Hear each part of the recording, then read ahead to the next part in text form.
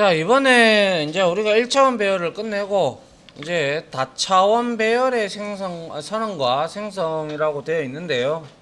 다차원이라고 하면 뭐 2차원 이상이면 전부 다 다차원을 의미하죠.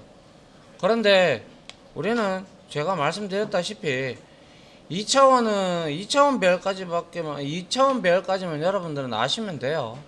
뭐 3차원 배열까지 내는 데는 잘 없으니까요. 그러니까 자, 그래서 다차원 배열의 선언과 생성인데요. 이거는 뭐 옳지 않은 코드는 아니지만은 이렇게 쓰지 말라고 있고요. 중간에 newint를 써줘라 라고 제가 분명히 말씀드린 바 있습니다. 그죠? 예. 그래서 이거는 선언과 동시에 초기화를 하고 있고요. 지금 여기서 이제 선언 방법은 1차원 배열과 동일합니다. 다만 이 대갈로가 2차원 배열은 하나 더 붙습니다. 이름으로써 여러분들이 더 힘들어지는 거예요. 어려워지는 거예요. 그래서 자, 우리가 요렇게 선언을 했어요. 요렇게 선언을 했다면 우리는 행렬이라는 개념을 알고 있다. 그죠? 그래서 앞에 오는 게 행이 되고요. 그리고 얘가 열이 됩니다. 그러면 5행 3열이고 잡고 있는 공간은 15개의 공간을 잡고 있고 인트형이니까 곱하기 4가 되죠. 그러면 60바이트가 할당이 될 겁니다. 그죠? 맞습니까? 자, 이거를 이렇게 그림으로 나타낸 건데요. 직접 제가 한번 그래서 여러분들하고 보도록 하죠. 자, 계속 할게요. 자, 우리가 칠판에서 제가 그림을 그려드렸듯이, 자, 이제 이 부분은 여러분들이 충분히 이해하셨을 거라고 생각을 합니다. 그죠? 예, 이렇게 되고요. 그리고 선언과 동시에 초기화를 하기 위해서는 2차원 배열이다 보니까 당연히 중갈로가 두 개가 이렇게 들어가야 된다는 사실. 요게 1행이고요. 요게 2행이고, 요게 0행이고, 1행이고, 2행이고, 3행이고, 4행입니다. 알겠죠? 네, 요게 0열이 되고요. 1열이 되고, 2열이 되는 겁니다. 됐나요? 그렇게, 이렇게 점수를 받아들였다면, 우리는 이것을 나중에 이러한 형태로 국어 점수를 입력받아서 대입을 하고, 영어 점수를 입력받아서 대입을 하고, 수학 점수를 입력을 받아서 대입을 해서 각각의 이거를 출력을 해서 이 값들을 가지고 이러한 원소들의 값들을 가지고 우리가 1번 학생 여기 이름을 하나 넣으면 되겠죠. 그래서 이름을 하나 받아서 누구 A라는 학생의 평균이 나올 수도 있고 총점이 나올 수도 있고 등수도 나올 수도 있을 겁니다. 아울러 국어에 대한 토탈 평균도 얻을 수가 있을 거고요. 맞습니까? 네. 예, 이게 많다면 여러 가지 우리가 작업을 할 수가 있죠. 맞나요? 예, 그렇게 보시면 될 것 같네요. 그 다음 볼게요. 자, 그래서 이렇게 2차원 배열 형태로 이제 되어 있는 것은 반드시 더블 루프가 들어가야 한다.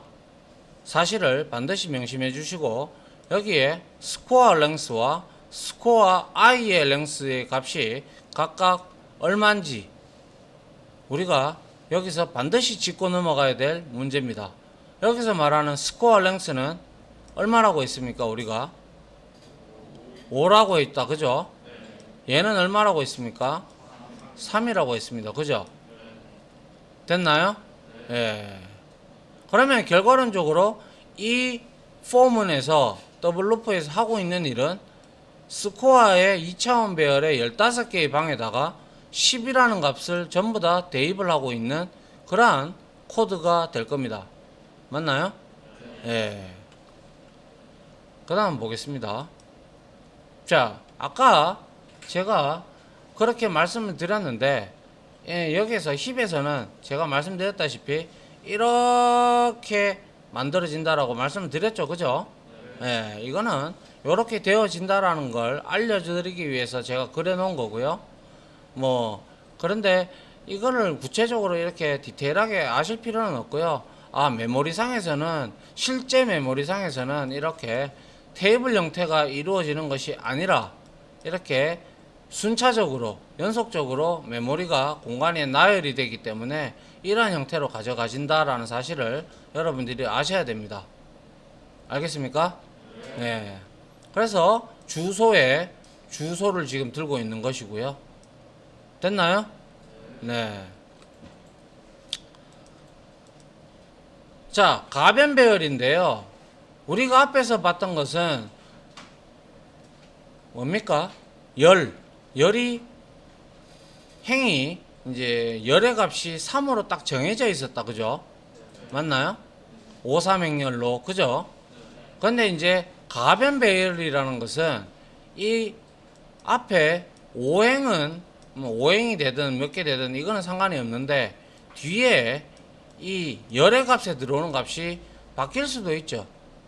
어떤 거는 3개짜리가 있을 수도 있고 어떤 거는 2개짜리가 있을 수도 있고 어떤 거는 5개짜리가 있을 수도 있겠다. 그죠?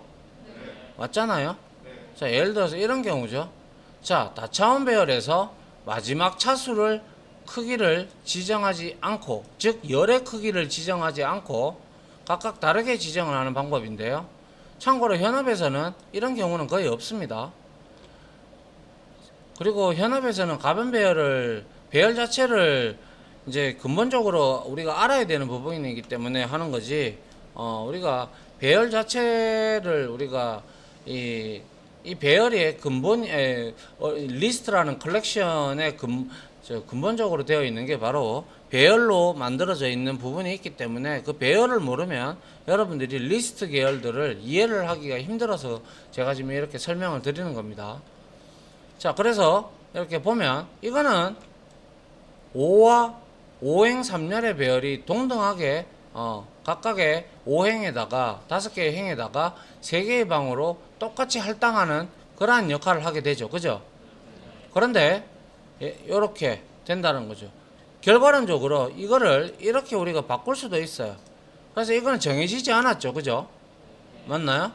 정해지지 않았다면 우리가 이렇게 물론 이것도 여기서 이렇게 우리가 그냥 이렇게 하고 여기다가 널이라고 딱 잡아놓고 있잖아요. uint에서 앞에 것만 이렇게 하게 되면 앞부분만 몇 반, 몇 명 이렇게 우리가 만들 수 있죠. 그죠? 앞에가 반이 들어가고요. 5개의 반에 각각의 20명이 될 수도 있고 21명도 있고 18명도 있고 이거는 가변적이다. 그죠? 예, 변할 수 있는 값이기 때문에 이거는 동등한 값이라고 바라봤을 때 이거를 우리가 이렇게 4, 3, 2, 2, 4, 3, 2, 2, 3 이렇게 동일하지 않은 열로 이렇게 만들어 주는 것을 우리가 가변 배열이다라고 얘기를 합니다. 변할 수 있는 배열이다라고 해서요. 그래서 이거는 5, 3행열이니까 이렇게 초기화를 할 수가 있겠죠. 허나 얘 같은 경우는 이렇게 만들었다면 이렇게 들어가야 될 겁니다. 그죠? 만약에 여기에 하나라도 30이라는 게 들어간다면 얘는 바로 어레이 인덱스 아웃 오브 바운드 익셉션을 발생을 시킬 겁니다. 맞습니까? 예. 그리고 그림을 그리면 메모리 구조를 그림을 그리면 이거는 우리가 앞에서 했고 이거는 당연히 똑같은 형태이지만 끝에 이 개수가 서로 달라질 겁니다. 그죠? 이런 형태로. 그죠? 맞나요? 예. 이해됩니까? 예. 자, 이렇게 우리가 알 수도 있다라는 게 바로 가변 배열이 되고요. 선생님, 그럼 반대로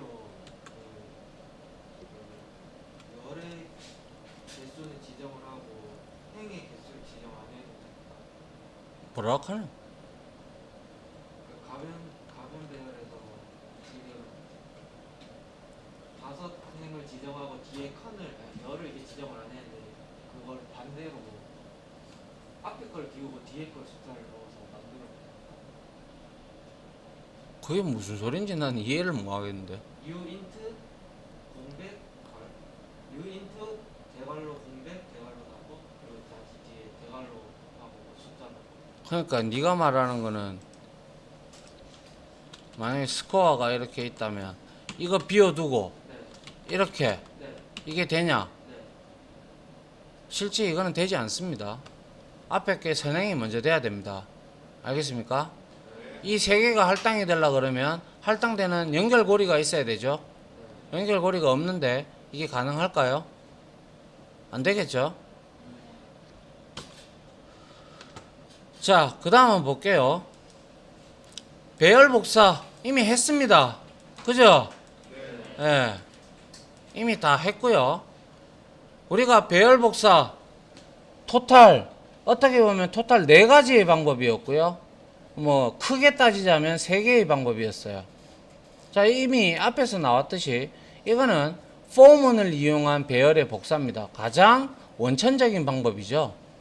그래서 원본 배열과 타겟 배열을 만들어 놓고 원본 배열의 값을 타겟 배열에다가 그냥 반복문을 돌리면서 때려 넣는 형태입니다. 그죠? 네. 그리고 두 번째, 시스템 밑에 있는 어레이 카피라는 정적 메서드를 이용하는 배열의 복사가 있는데 이거는 제가 성능 테스트까지 해드리면서 확인을 해본 결과 얘가 속도가 제일 빠르다라는 걸 우리가 눈으로 확인을 했습니다. 그죠? 그리고 또 다른 배열의 복사 방법은 어레이즈 클래스의 카피 오브와 카피 오브 레인지라는 이건 범위 복사다. 그죠? 물론 시스템 어레이 카피에서도 당연히 범위 복사가 가능합니다. 여기에서 인덱스를 여러분들이 어떻게 주느냐에 따라서 그리고 길이를 어떻게 주느냐에 따라서 얘는 완전히 복사할 수도 있고 일부만 복사할 수도 있겠죠. 그죠? 맞나요? 네, 그래서 이 두 가지의 기능을 시스템 밑에 있는 어레이 카피가 다 하고 있죠. 그래서 현업에서는 이거와 이거를 제일 많이 씁니다. 이 두 가지를. 그리고 속도적인 측면에서는 단연코 시스템 밑에 있는 어레이 카피가 제일 빠릅니다. 눈으로 확인하셨잖아요. 그죠? 네.